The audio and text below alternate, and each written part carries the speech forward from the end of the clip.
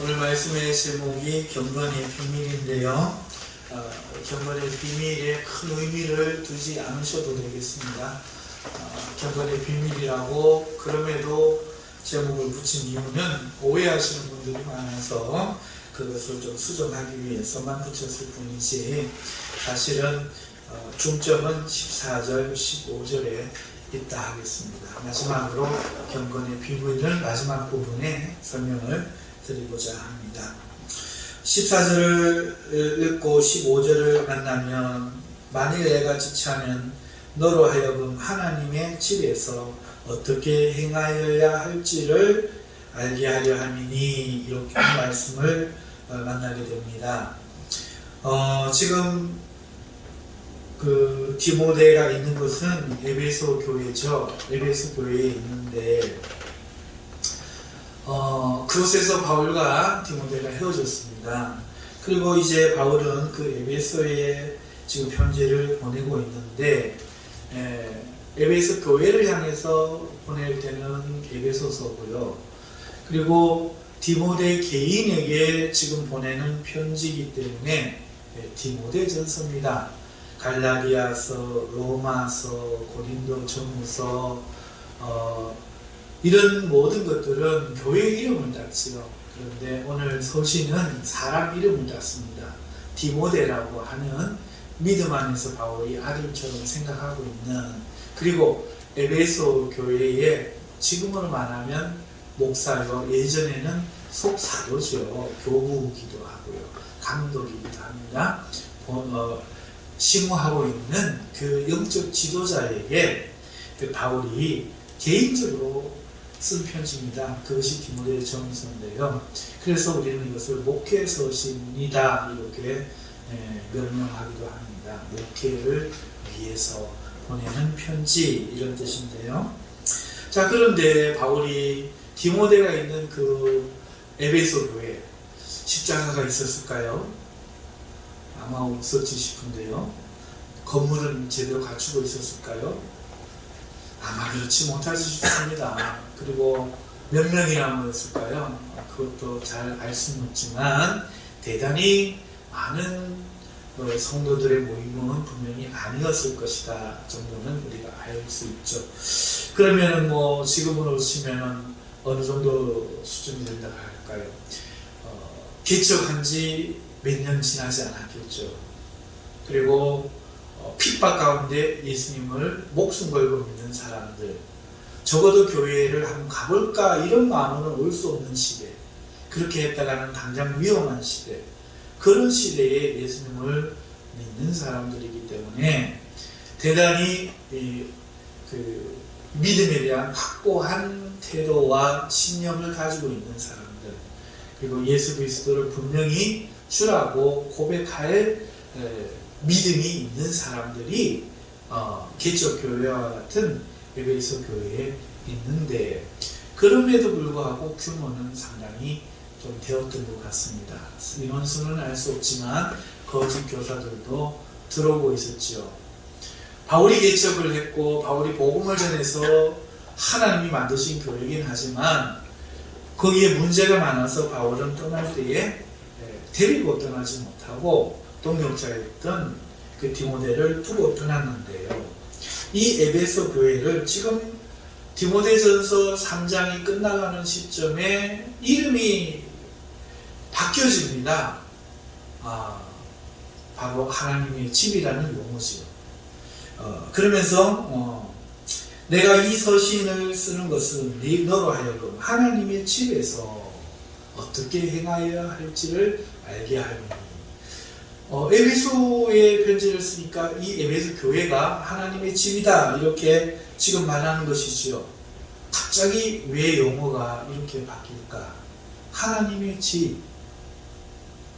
집 하면 여러분 어떤 생각 드세요? 네, 그런 어떤 의도가 있겠죠.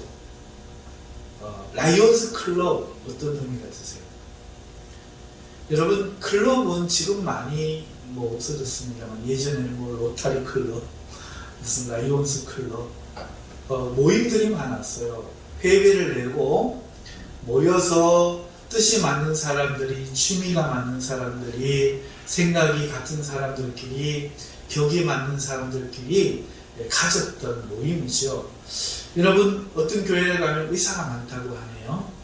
또 우리 경산에도 어떤 교회는 선생님들이 그렇게 많이 모인다는 얘기를 제가 들었습니다.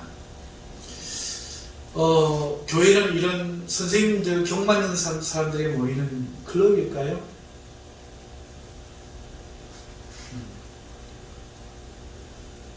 교회는 어떤 곳일까요?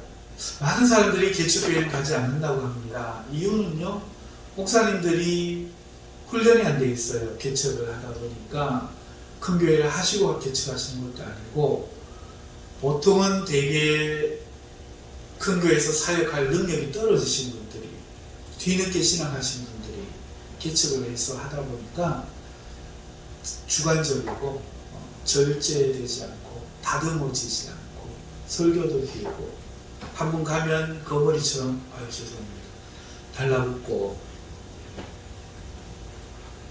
그런 현상이 많이 나타나요. 적당하게 빠지고 싶은데 빠질 수 없게 각종 모임으로 얽어내죠. 그래서 개척교회를 안 가죠. 그래서 큰 교회를 갑니다. 숨는다는 표현은 좀 그런데 좀 편하게, 좀 덜 부담받고 신앙생활 하고 예배를 드리고 나오고 내가 원할 때 봉사할 수 있는 그런 큰 교회를 가기를 원해서 개척교회를 잘 안 다니죠. 여러분, 교회 하면 어떤 생각이 있으세요?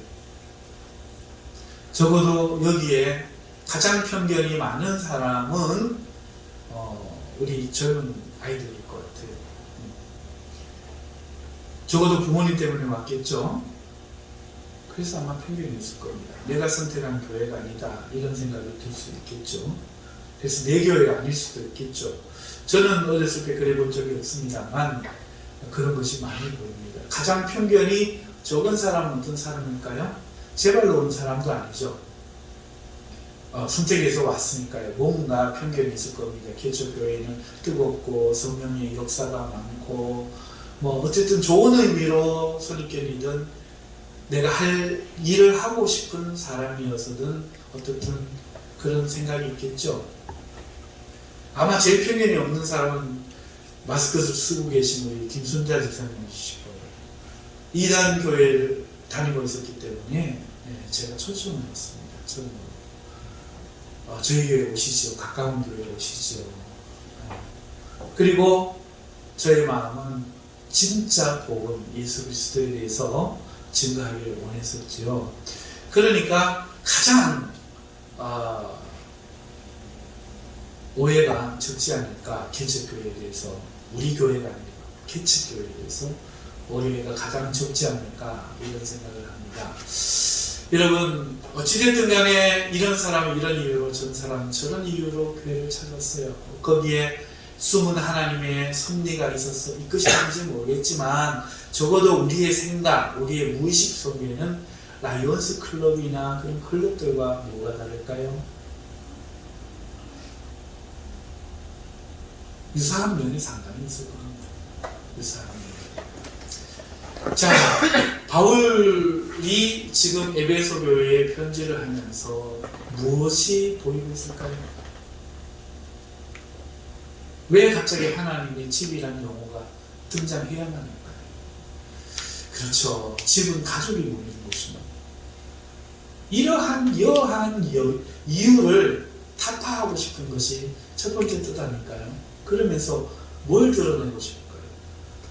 집이라는 것은 사회적인 정의, 지금 외국인들이 와서 우리 한국 사람하고 결혼을 해서 국제 결혼을 하고 입양을 해서 키우는 이런 사회적 정의 가정 말고, 우리가 원래 알고 있는 집이라는 정의는 철륜이죠. 부모, 자식 간에 만나서 맺어지는. 두 번째 의미는 아마 첫 번째 이유 속에서 발생되는 이런 의미, 가족이다. 하나님의 은혜로, 절대적인 하나님의 선택과 하나님의 택하심과 하나님의 은혜로 십자가에서부터 믿음으로 강제로 출생되어진 관계, 집, 이 의미를 드러내고 싶은 이유가 아닌가 이런 생각이 듭니다. 그러면 왜 그렇습니까? 이것이 디모데에게 쓰는 편지이기 때문에 그렇겠죠. 개인에게 쓰는데 하나님의 집을 이야기하고 싶다. 무슨 말일까요? 네 자녀다라는 거죠. 너의 식구라는 거죠. 철균이라는 겁니다. 목회를 하다 보면 때로는 나와 맞는 사람, 나와 생각이 많은 사람, 맞는 사람이 있을 수 있고 나와 스타일도 다르고 이해 못해주는 사람도 있을 수 있죠. 그러다 보면 어느 한쪽으로 치우칠 수 있습니다. 그런데 가족은 그럴 수가 없습니다. 성도들에게 하나님의 집이다. 아버지가 시키는 대로 지금 잘 따라라. 이 말을 하는 게 아닙니다. 목사에게, 사도에게, 교부에게 지금 하는 얘기입니다. 이게 좀 반대라는 거죠. 너의 가족이다. 나아가 네 새끼가 아니고 하나님의 자식들이다. 하나님의 가족이다. 네가 지금 무슨 일을 하고 있느냐, 어디에 서 있는지 아느냐, 지금 이걸 이야기하고 싶은 거겠죠. 그래서 먼저 의도를 우리가 살펴봐야 합니다.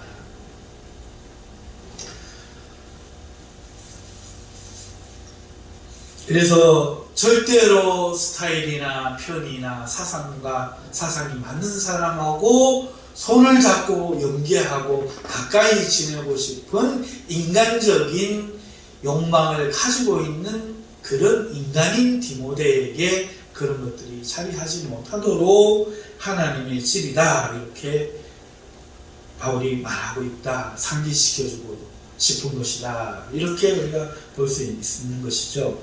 사랑하는 성도 여러분, 교회는요 하나님의 집입니다. 그러나 디모데만 들어야 할까요? 하나님의 집입니다. 그러나 실제 우리는 어떻게 생각합니까? 교회와 나는 뗄래야 뗄 수 없는 가정이다, 가족이다 이런 생각은 많지 않아요. 대부분 선택할 수 있는 것이죠. 오늘 우리는 현대사회 속에서, 도시사회 속에서 이기적이고 개인적인 문화 속에서 살아가고 있습니다. 집단이라는 것은, 직장이라고 하는 것은 내가 필요에 의해서 선택해 가는 것이죠. 예전에는 평생 한 번 직장, 평생 직장, 그 다음에 회사도 사원을 내 가족 이렇게 생각했는데 이것이 무너진 지 오래되었죠. 다 계약직, 다 일용직입니다. 예전에는 일을 안 해도 사고 하나도 월급을 주는 데가 많았지만 지금은 법이 보장해 주는 것이 아니면 그렇지가 않죠. 직원들도 회사를 쉽게 옮기죠. 오늘 우리는 삼성 TV를 살 건지 LG TV를 살 건지 자유가 있죠. 우리는 그것을 위해 돈을 봅니다. 그래서 이 자동차, 저 자동차, 국산, 외제, 우리는 골라서 소비하는 시대에 있죠. 오늘 우리의 믿음은 하나님이 나를 이끄시는 천륜적인 집합소, 하나님이 성령이 이끄셔서 맺어지게 하는 그런 교회에서의 출생, 이런 것은 사실 우리 마음속에 거의 사라지고 내 마음에 드는 소비자가 선택하는 구매 기호에 맞는, 내 성향에 맞는 교회를 선택하고 그 교회에서 살기 위해서 소비하는, 그래서 사람들이 물건을 사서 얻는 것은 행복이잖아요. 교회에 와서 얻는 것은 행복, 만족. 이런 소비주의, 이런 이기주의, 산업시대의 어떤 마인드들이 우리 마음에 있을 수 있다. 이거 모인 걸 라이온스 클럽이죠. 나는 전혀 그렇게 생각하지 않는 거죠. 하지만 실상은 그럴 수 있다는 겁니다. 과거에도 그랬고 현재에도 그렇다는 것이죠. 그래서 오늘 우리는 이런 교회 저런 교회를 선택하고 거기서 행복하기 위해서 소비하고, 오늘 우리는 그런 분을 한 분 또 알고 있죠. 우리 교회에 오시려고 하는 어떤 분이 지금 그런 상태에서 오시려고 하는 거예요. 우리가 우리 교회에 있었고 우리 교회를 떠나갔고, 없는 사람에 대해서 이야기하는 것이 무척이나 죄송스러운 일이지만 그럼에도 그것이 저와 여러분일 수 있습니다. 교회는 나를 위해 다니는 곳이 아닙니다. 하나님의 집이죠. 하나님이 이끄시는 힘이 있어야 합니다.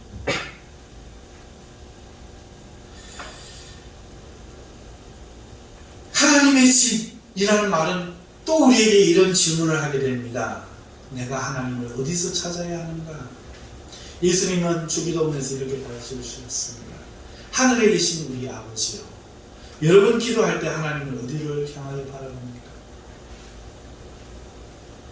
저 하늘, 저 공중은 마귀가 권세 잡고 있는 허공입니다. 그래서 어떤 이는 저 허공을 하늘이라고 생각하지 않고 천해천, 하늘 밖의 하늘, 저 우주 어딘가의 하늘을 생각하면서 하나님이 계신다고 생각합니다. 그리고 실제 우리 개혁교회, 개신교교회의 반은 자유주의입니다. 자유주의에 있는 사람들은, 목사님들은, 교수님들은 하나님이 초월해 계셔서 이 땅의 일들에 일일이 간섭하지 않는 분으로 보고 있습니다. 하나님을 어떻게 만나느냐? 이렇게 만난다고 합니다. 성경을 보다가 마음에 깨달아질 때, 그 말씀에 와 닿을 때, 그 말씀 속에서 하나님을 만나는 것이지 실제는 만나지 못한다, 이렇게 말하고 있으니 적어도 대한민국에 있는 교회의 반쯤은 하나님이 거기 계신다고 생각합니다. 그런데 하나님이 지금 뭐라고 말하고 있습니까? 교회가, 에베소가 하나님의 집이면 갈라디아는 어떻습니까? 로마서는 어떻습니까? 로마 교회는 어떻습니까? 오늘 경산 인암교회는 어떻습니까? 하나님이 어디 계실까요? 하나님이 자기 집에 안 계시면 어디 계실까요? 바울이 두 번째 말하고 싶은 내용이 뭐죠? 이겁니다.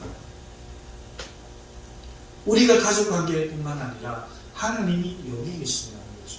그런데 우리는 어떻습니까? 이 교회는 하나님이 없는 것 같아. 이 교회는 사랑이 적은 것 같아. 그렇게 말을 하죠. 어떤 생각 때문입니까? 내가 생각하는 교회, 내가 생각하는 이상적인 교회, 그것에 견주어 보기 때문에 저 목사는 주의 종이 아니야, 그렇게 생각할 것 같으면 부모 닮지 못한 부모, 다른 부모보다 못한 부모, 이런 부모는 부모가 아닙니까? 싸우고 있는 가정은 가정이 아닙니까? 그런 결론에 도달하게 되는 것이죠. 비록 죄인들이 부름받아서 아직 정화되지 못하고 배우지 못하고 훈련되지 못하고 자기가 꺾여 십자가에 못 박히지 않았기 때문에 아직 정욕들이 살아있는데 영의 일과 육의 일을 구분하지 못하기 때문에 부딪히고 싸우고 문제가 발생하는 것, 그것이 교회인데, 에베소 교회도 그랬을 텐데 바울이 과감하게 말합니다. 하나님의 집이다. 목사를 쫓아내는 교회는 교회가 아닌가요?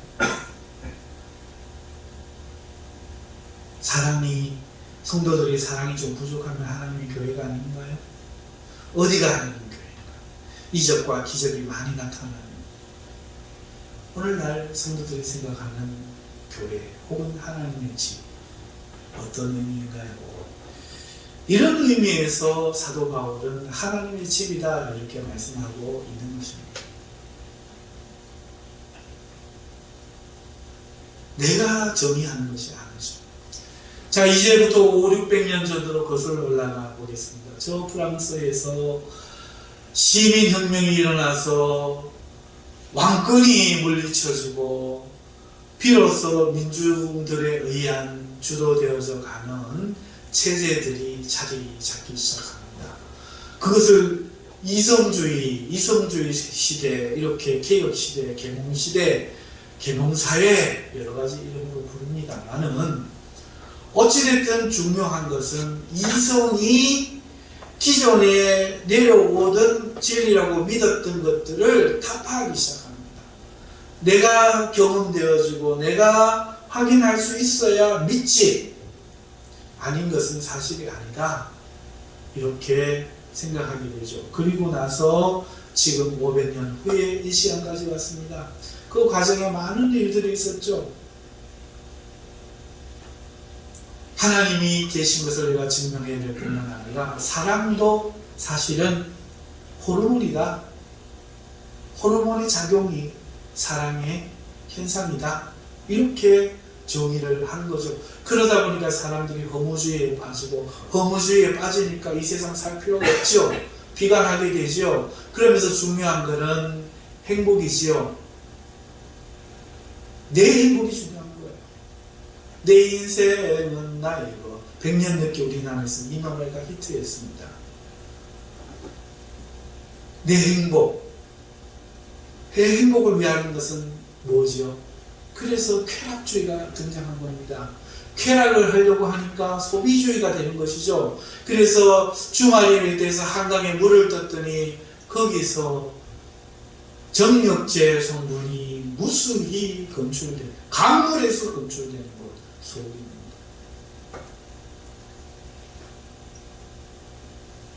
그런 시대 가운데, 하나님의 교회 가운데 내가 정의하는, 내 이성이 정의하는, 저 목사님 설교는 저렇게 성질을 내시면 안 된다고 봐. 저 목사님은 저렇게 차분차분 말씀하시는데 하나님의 목사는 강력한 힘과 능력이 있어야 된다고 봐. 저마다 소변에 오른대로 앉아서 있는 것. 이것이 교회일까요? 라이언스 클럽일까요? 어디일까요? 그래서 바울은 정의해주고 있습니다. 하나님의 집은이라고 말한 이후에 그 이유를 우리가 살펴봤는데요. 이렇게 정의하고 있습니다. 하나님이 집은 하나님이 살아계신 하나님의 교회다. 이게 첫 번째 정의죠. 이 집은 살아계신 하나님의 교회요. 두 번째, 진리의 기둥과 터니라. 이렇게 말하고 있습니다. 너의 생각대로 재단하지 말고 네가 태어난 그 문화와 누군가가 학습시켜서 세뇌 당한 그 선입견과 그 가치관으로 하나님의 집을 정의하지 말고 이것이 맞다 이렇게 말씀하시는데, 살아계신 하나님의 교회 무슨 말입니까? 에클레시아 부름받은, 하나님이 살아서 부른 사람들, 오늘 김순자, 오늘 누구누구 하나님이 불렀다. 살아계신 하나님, 내가 오고 싶어 온 것 같은데 하나님이 불렀다. 이게 보이느냐? 살아계신 하나님의 집이다. 이걸 모르고 우리가 모이고 우리가 소비주의를 선택을 하지만 사실은 하나님이 뒤에서 역사하신 결과이기도 하죠. 하지만 그것이 옳다라는 것을 말해주진 않습니다. 오늘 이곳에는 하나님께 기도하여 하나님께서 나를 바울처럼, 나를 누구처럼 보내서 삶을 바꾸어서, 환경을 바꾸어서, 이런 일을 만나고 저런 일을 만나서 오게 하시는 하나님의 손길을 의식하고 하나님의 집으로 인도되는 것이 사실은 맞겠지만, 오늘 우리가 그러지 못하고 저마다의 사정과 기호대로 선택했을지라도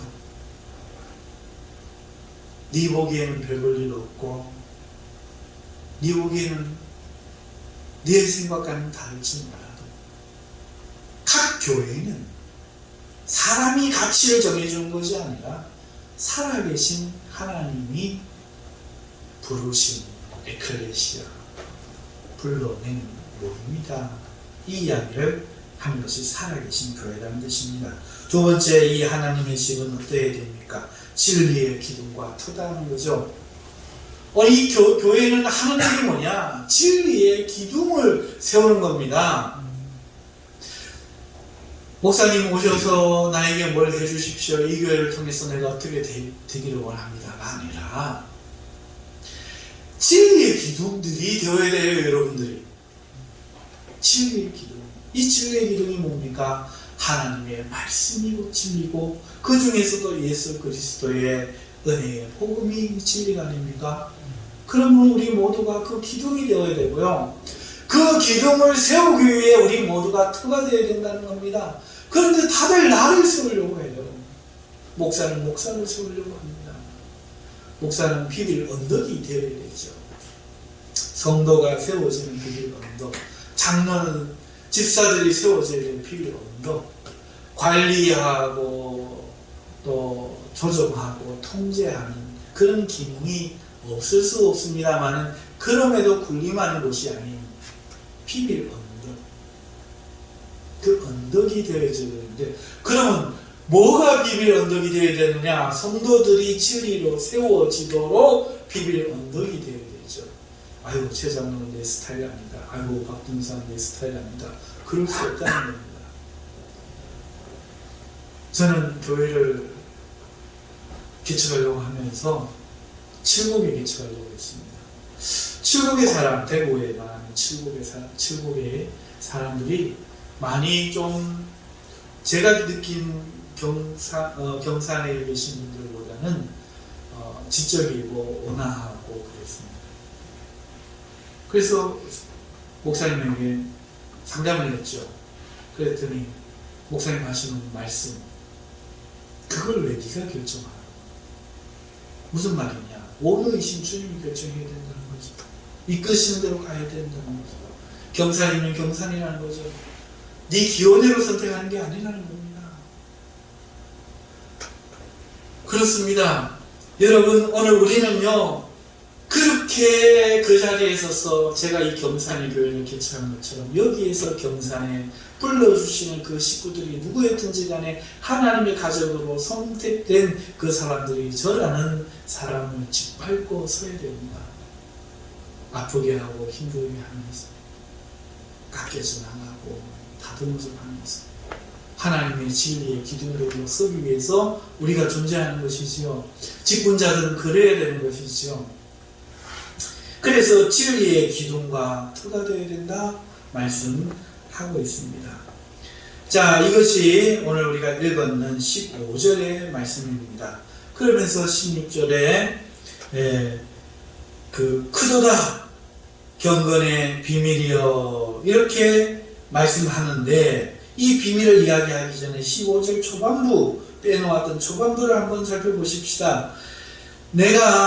만일 내가 지체하면 너로 하여금 하나님의 집에서 어떻게 행하여야 할지를 알게 하려 함이니, 요 말씀. 하나님의 집은 살펴봤지만 하나님의 집에서 내가 만일 내게 속히 가고 싶지만 가지 못했을 때 어떻게 네가 이 하나님의 집에서 행하여야 할지를 알게 하려고 14절 내가 속히 내가 가기를 바라나 이것을 내게 쓰는 것은 이유라는 거예요. 이 서신서를 쓰는 이유. 하나님의 집에서 성도가 아니라 목사 혹은 교부, 감독들이 무엇을 해야 될지를 알게 하려고 이것을 쓰고 있는데, 다시 말해서 이 말씀은요, 하나님의 집에서 하나님의 집이기 때문에 어떻게 행하여야 하는가 하는 원칙이 있다는 것이죠. 그리고 그것을 쓰는 거예요. 이미 우리가 사실은 앞에서 이것을 다 했습니다. 지금 이 시간에 축약을 해서 간단한 한 줄 요약으로 말씀을 드리면, 첫 번째는 어떤 사람들을 통제하는 것이 이 일이라는 거죠. 1장 3절에 나오는 것처럼 어떤 사람들이 다른 교훈을 가르치지 못하도록 명령하여 금하는 겁니다. 다른 교훈은 교회에서 못 가르치고. 우리가 인간은 심리적으로 말이야, 심리를 들어서 진리를 드러낼 수는 있지만 심리가 가르쳐줘서는 안 됩니다. 산업주의와 철학이 교회에 사용되어서 진리를 밝히는 데 사용될 수 있지만 철학이 교회에서 가르쳐져서는 안 되는 것이죠. 이것은 다른 겁니다. 그래서 이것을 구별하여 디모데에게 그렇게 하라고 에베소에 남겨두었다 하는 것입니다. 그리고 성도들은요, 신하나 끝없는 족보에 몰두하기가 쉬운 겁니다. 이런 것은 변론을 일으킬 뿐 하나님의 경륜을 이루지 못하는데 이것을 통제해야 된다는 겁니다. 그래서 이러한 일들을 통제하라고 하나님의 집에서는 이런 일이 있어야 된다는 것이죠. 그래서 이렇게 통제함으로써 올바르게 하나님의 경륜을 이루어가는 것이죠. 그것이 무엇입니까? 청결한 마음을 성도들이 갖도록, 선한 양심을 갖도록, 거짓이 없는 믿음이 되도록, 그래서 그런 것들의 열매인 사랑이 나타나도록. 다시 말해서 청결한 마음이 없는 사람, 거짓이 없는 믿음을 갖지 못한 사람, 그리고 선한 양심이 아닌 사람은 사랑의 열매가 안 맺혀진다 하는 것입니다. 그래서 지도자가 이 일을 하나님의 집에서 행해야 된다 하는 것이 첫 번째 이유였고, 두 번째는 이런 지도자가 되어야 한다라고 1장 18절에서 19절 이야기하는데, 지도자가 예언을 따라 선한 싸움을 싸워야 한다. 무슨 말입니까? 하나님의 이 말씀, 바울이 디모데에게 가르쳐 전에 안수하여 준 그 예언은 대부분 성경과 예수 그리스도에 대한 것이지요. 오늘은 서신으로 기록되어 있습니다만 그때는 성경이 완성되기 전이라 구약밖에 없었고, 그 구약의 성취이신 예수 그리스도가 왜 하나님의 아들이시고 구약의 성취인지를 디모데에게 가르쳤을 테고, 그러니 이 예언을 따라라는 것은 이런 의미입니다. 하나님의 말씀을 따라서 선한 싸움을 싸워야 한다. 네가 보여줘야 한다. 이런 것이죠. 어제 제 딸이 결혼 대상자를 데리고 내려왔어요. 그래서 마음에 안 들었죠. 왜냐하면 목사가 되려는 친구였어요. 나이 30에 목사의 길을 간다는 것, 지금 제 나이에 살펴보니까 뭘 할까 싶습니다. 그래서 교회가 뭐냐 질문을 했더니 자기는 교육을 전공하는 목사가 되고 싶은데, 교육이라는 것은 집에서 이런저런 지식들을 알려주고 강요하는 것이 아니라 부모가 보여주는 것, 이게 교육이라고 생각한다. 이런 대답을 했어요. 제가 깜짝 놀랐어요. 제가 지금 와서 느낀 교회 교육이죠. 목사가 기도하는 모습, 목사가 진리를 붙들고 고민하고 싸우는 모습, 양심의 가책과 하나님의 사랑 앞에서 보여주는 모습, 이런 것들이 보여져야 돼요. 네가 성경의 말씀을 따라 선한 싸움을 싸워야 한다. 이런 지도자가 되어야 됩니다. 성도들이 그것을 보고 가야 된다 하는 것입니다. 두 번째는 지도자가 믿음과 착한 양심을 가져야 된다고 말했어요. 믿음과 착한 양심. 여기서 착한 양심이라는 것은 제가 설명을 드린 것처럼 어떤 죄의 직감 이런 게 아니라고 말씀을 드렸습니다.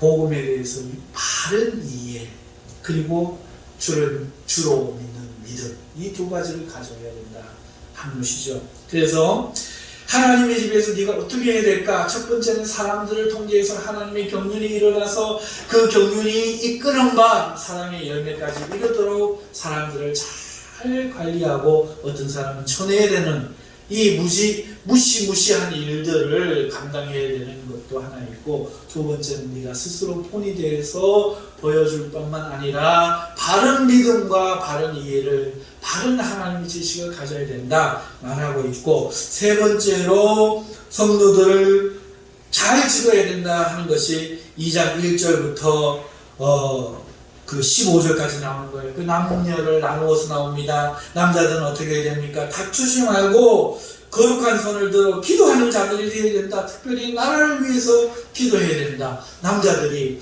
하는 것은 영적 전투, 싸움이 남자들이 하는 것이잖아요. 세상 싸움 하지 마라. 성도들 간에 알력 싸움 하지 마라. 갑을 싸움하지 마라. 자존심 싸움하지 마라. 뭘 해야 돼? 영적 싸움. 그게 뭐냐? 기도라. 남자들은 기도하는 게 일이다. 남자가 울며 기도하는 사람, 그 사람 된 남자다. 성도로서 된 남자다. 이것이 영적 싸움이다. 특별히 평온한 삶을 살기 위해, 평온히 살아야 복음이 전해지고 기도할 수 있는 시간을 벌잖아요. 그러니까 위정자들을 위해 기도해라. 이것들을 누구에게 주시느냐? 구약에 하나님이 인간을 지으시고 사람을 주시고 생육하고 번성하고 충만하고 정복하고 다스리라 하셨지만, 이 신약에 와서 이 말씀, 남자들이여 기도해라. 구약의 하나님이 이스라엘 나라를 택하셔서 아브라함을 택하셔서 하나님의 나라를 만드셨는데 그 나라의 정체성이 무엇이었느냐? 제사장 나라였다. 제사장 나라가 하는 일이 뭡니까? 세상의 죄를 위하여 하나님과 세상 사이에서 중보하고 회개케 하는 일이죠. 그렇다면 성도들이 신약에 기도하는 손은 무엇이겠습니까? 세상 죄를 위하여 기도하는 것입니다. 그것이 우리의 의무입니다. 남자들의 영적인 싸움이죠. 오늘 자라나고 있는 우리 청년들, 마귀와 싸워야 될 싸움이 우리 남자들에게 있습니다. 그래서 서로 다투는 것이 아니라 거룩한 손을 들고 기도하고, 여자들은 사치와 허영으로 육체를 꾸미지 말고 선행으로서 자신을 지장하라 이렇게 말하고, 그러면서 남자들을 주관하지 말고 일체 순종함으로 조용히 배우라 이렇게 권면하고 있는 겁니다. 여기서 남자들을 주관하지 말고 일체 순종함으로 배우라는 것은 제가 벌써 몇 번 말씀을 드렸지요. 돕는 자의 의미입니다. 컨트롤을 하고 지배하려고 하는 부패한 욕망이 아니라 남자를 세워주는 역할을 이야기하는 것이지, 남자는 높고 여자는 낮다, 남자는 하늘이고 여자는 땅이다, 이런 말이 아닙니다.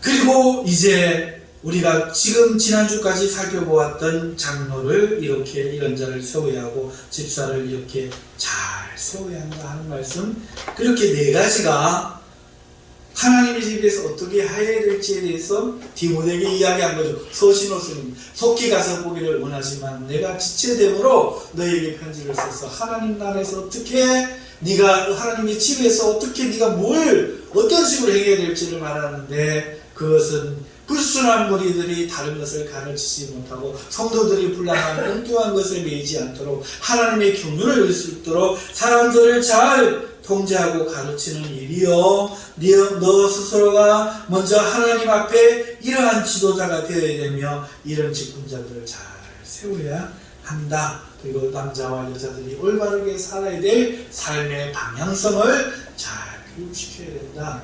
이게 교회가 하는 일인데, 이 일이 바로 진리의 기둥이 서는 것이고, 이 일을 위해서 교회가 진리의 터가 되어야 한다. 이렇게 지금 말씀하고 있는 것이죠. 자, 여기까지가 14, 15절의 말씀이고요. 이제 크게 중요하지는 않습니다만 오해하고 있는 부분, 경건의 비밀이라는 부분을 간략하게 말씀드리고 말씀을 맺도록 하겠습니다. 경건의 비밀, 사람들이 시크릿 좋아해요. 참 좋아하더라고. 너와 나의 비밀 약속. 어릴 때부터 그래요. 도장 찍고 안 알려주고 너가 나라 그러고. 여러분, 비밀, 은밀한 거 이렇게 생각하지만, 자 14절 보십시오. 크도다 경건의 비밀이여 그렇지 않다 하느니 없도다. 원어를 보면은 이게 사실 전혀 다른 말입니다만은 중요한 것은 아니기 때문에 생략을 하고요. 경건을 이야기하고 있다는 것만은 분명하다 하는 거죠.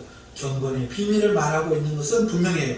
그런데 우리가 생각하고 있는 그런 경건의 비밀이냐? 그렇지 않아요. 경건의 비밀을 이야기하면서 뭘로 시작하고 있습니다. 그는 육신으로 나타난다는 거죠. 경건의 비밀이 크다, 아주 크다 이렇게 이야기하면서 그는이라고 말하고 있어요. 그는. 이 그는 누구십니까? 예수 그리스도입니다. 그러니까 여기서 경건은 예수 그리스도고 비밀은 그에 대한 지식이라는 거예요. 우리가 생각한 것처럼 어떤 체험이나 그런 게 아닙니다. 동부교회 목사님 이야기하셨던 어떤 것처럼 마음의 어떤 비난도 이런 게 아니에요. 그건 다른 의미입니다. 이것은 명백한 겁니다. 경건은 예수 그리스도. 경건한 사람은 의로운 사람. 우리는 어떻게 의를 얻습니까? 오직 예수 그리스도를 통해서만.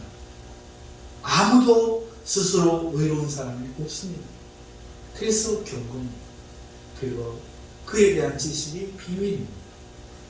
이것이 오해가 없기를 바라는 마음으로 제목을 이렇게 정했습니다. 자, 그러면 그 지식은 뭔가? 그 다음부터 나오죠. 그는 육신으로, 헬라 원어대로 해석하면 그래요. 그 3인칭 단수 수동태로 계속해서 주어가 3인칭 단수로 쓰여집니다. 그는 뭐뭐 했다, 그는 뭐뭐 했다가 나머지 계속 나오는데, 그는 육신으로 나타나지셨다. 수동태니까 나타나게 되셨다, 이렇게 해석할 수 있겠죠. 성육신을 이야기하는 겁니다. 그는 영으로 의롭다 함을 받으셨다. 그는 천사들에게 보여지셨다. 그는 만국의 전파, 열 나라의 온 세상에 전파되셨다. 그는 세상에 믿음 받으셨다. 그는 영광 가운데 올려주셨다. 성천을 이야기하는 것이죠. 그러니까 지금 경건의 비밀이라는 것은 예수 그리스도께서 행하신 모든 것과 그에 대한 이야기가 바로 경건의 비밀인 것이죠. 그래서 이것은 우리가 생각하듯이 그런 의미가 아님을 다시 한번 명백하게 말씀드립니다. 오늘 하나님이 요구하신 것은 개인마다 어떤 비밀이 있기를 바라시는 거예요. 아니에요. 우리가 너무도 알고 있는 이 단순한 기차표와 같은 단순한 하나님의 언약, 이것을 하나님이 우리가 알고 믿기를 바라는 것이죠. 그런데 영지주의로 빠지는 사람들은 이것 외에 다른 특별한 지식을 늘 배우기 위해서 애쓰고, 또 성령주의 혹은 체험주의에 빠지는 사람들은 이것 외에 특별한 어떤 경험을 찾죠. 그런데 성경은 그걸 요구하지 않습니다. 너도 듣고 나도 듣고 우리 모두가 알 수 있는 이 예수 그리스도에 대한 단순한 복음, 그리고 그를 믿고 그를 주로 섬기는 이것만을 요구하십니다. 하지만 이것이 육신으로 되지 않는다. 하나님이 안 믿으려고 하는 자들을 강제로 끌어와서 하시는 결과로 오늘 우리에게 주어지고 있다. 이 말씀을 하신 것입니다. 이제 시간 되어서 말씀을 맺겠습니다. 사랑하는 성도 여러분, 오늘 우리는 하나님의 은혜 가운데 살고 있어요. 그런데 우리 관심이 너무도 나와 세상에 가서 머물러 있기 때문에 오늘 하나님의 은혜는 스쳐 지나가는 부모님, 친구와 대화하면서 지나가다가 아들 향해서 반갑게 손을 흔드시는 그 어머님이, 혹은 아들을 바라보고 밥이라도 먹여보내겠다 타고 오시는 아버지를 스쳐 지나가듯 오늘 우리는 그렇게 바라요. 그 중에 조금 주의 깊은 사람이 아버지, 아버지 웬일이에요? 나 지금 바빠서 이따 갈게요. 사랑하는 성도 여러분, 여기가 하나님의 집이에요. 집이 뭡니까? 내가 오늘 일을 마치고 돌아가는 거. 오늘 내가 상처를 입고 가서 회복되고 쉴 수 있는 것. 내가 오늘 수고한 소득을 들고 와서 행복을 나눌 수 있는 것. 어떤 교회들 하나님의 집, 과연 우리는 그런 마음을 가지고 살고 있을까요? 혹시 미워하지 않습니까? 혹시 차단하고 있지는 않나요? 오늘 우리는 다시 하나님의 말씀으로 돌아가야 될 줄 믿습니다. 이것이 경건의 비밀이 주는 의미겠죠. 기도하겠습니다. 하나님